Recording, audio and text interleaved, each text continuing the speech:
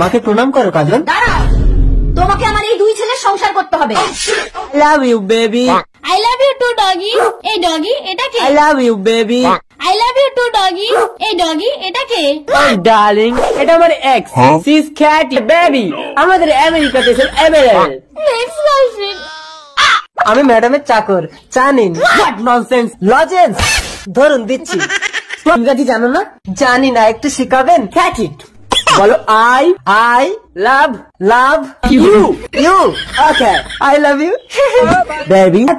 Daddy, নেকলেসটা ঢুকিয়ে নাও। This is good. Hello police, আমার 50 লক্ষ টাকা সোনার নেকলেস চুরি হয়ে গেছে।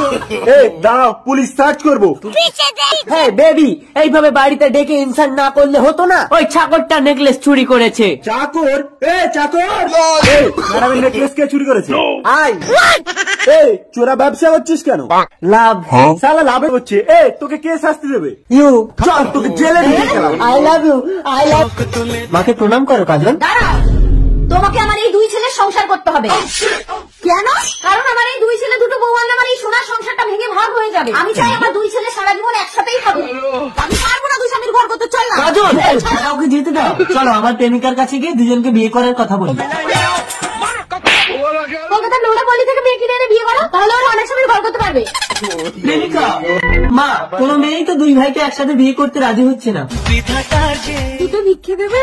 রূপ থাকতে যৌবন থাকতে ভিক্ষে করছো কেন মা? আমার এই দুই ছেলেকে বিয়ে করো, তুমি এই রাজপ্রাসাদের রানী হয়ে থাকবে। আমি রাজি, কিন্তু তার আগে কথা দিতে হবে। আমি যা চাইবো তাই দেবো। কথা দিলাম, বলো তুমি কি চাও। তোমরা দুজন দিনের রাতে কখনোই আমাকে স্পর্শ করতে পারবে না। কই গো, তুমি ঘর থেকে বেরোনোর আগে এক গ্লাস জল দিও, বিষ খাবো। এই নাও, জলে বিষ মিশিয়ে দিয়েছি, খেয়ে নাও। কই গেল? আমাকে জল চেয়ে গেল কোথায়? ফোনটাও তো বাজছে। হ্যালো, তোমার বউ কি বাড়ি থেকে বেরিয়েছে? আমি কি আসবো তোমার ঘরে? এই জন্য তাহলে তুমি আমাকে বাড়ি থেকে বেরিয়ে যেতে বলো না? এরকম স্বামীকে আমি সত্যি সত্যি বিষ খাইয়ে মারবো। আজ আমি বেরোবো না, এখানে লুকিয়ে লুকিয়ে দেখবো ওরা কি করে।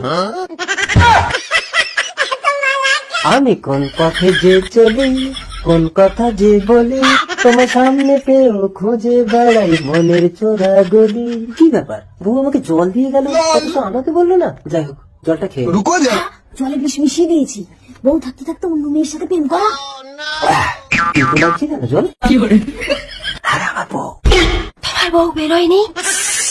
ও দাদা, তুমি কিন্তু কিছুতেই বৌদিকে দেখাচ্ছ না। আজ দেখাবো কাল দেখাবো বলে ঘুরাচ্ছ।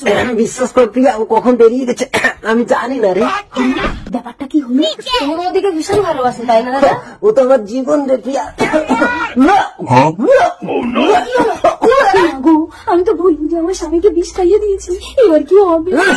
আমাকে বিষ দিয়েছে প্রিয়া, আমার বুকটা ভীষণ যন্ত্রণা করছে। কে বিষ দিয়েছে? তুমি শুধু নামটা বলো, আমি তাকে পুলিশে দেবো। বাবা রে, এবার আমার কি হবে রে? আমার বউ আমাকে বিষ দিয়েছে। মরে গেছে। পুলিশ! এই বোন, আমাকে পুলিশে দিস না রে। আমি আর এই জীবনে কোনোদিন কোনো স্বামীকে বিষ খাইয়ে মারবো না। তুমি স্বামী হত্যা করেছো, পুলিশ তোমাকে ছাড়বে না। আমাকে ছেড়ে দে প্লিজ, আমি এই দেশ ছেড়ে চলে যাবো। পুলিশ কোনোদিন আমার দাঁড় পাবে না। এই দেশ ছেড়ে চলে যায়, কোনোদিন যেন তো নাগাল না পায়। চলে যাচ্ছি। আসলে তোমার আমার পুরো ব্যাপারটাও জেনে গেছিল, তাই ঘরে নকল বিষ কিনে রেখেছিলাম। আমি জানতাম আমাকে বিষ খাইয়ে মারার চেষ্টা করবে। তার মানে তুমি নকল বিষ খেয়েছিলে? আমাকে পাওয়ার জন্য শেষ পর্যন্ত ঘরের বউকে তাড়িয়েই ছাড়লে?